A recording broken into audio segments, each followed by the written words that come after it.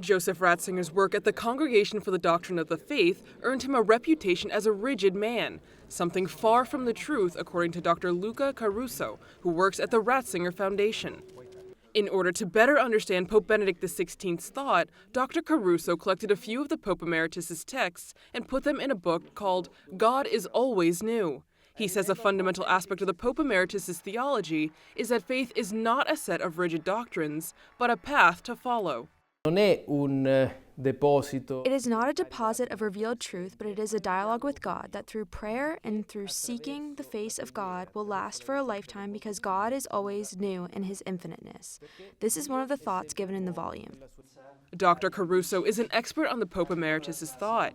To get to know him better, Dr. Caruso suggests reading the Pope's writings, specifically where he speaks of the need for Christians to deepen their dialogue with God, and, above all, to be people of authentic, sincere, and credible faith. The Pope Emeritus pointed out that the best way to attract others to the Church is through personal witness, which is much better than any marketing campaign. This is something that Pope Francis has often repeated. Come infatti ci ha insegnato Papa Benedetto, la Chiesa non fa proselitismo. Essa si sviluppa piuttosto per attrazione. Non dimenticare questi.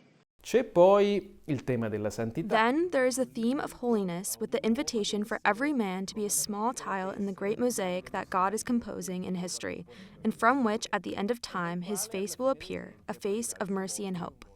Pope Francis wrote the introduction to this work. He underlines several aspects of the spiritual greatness of his predecessor.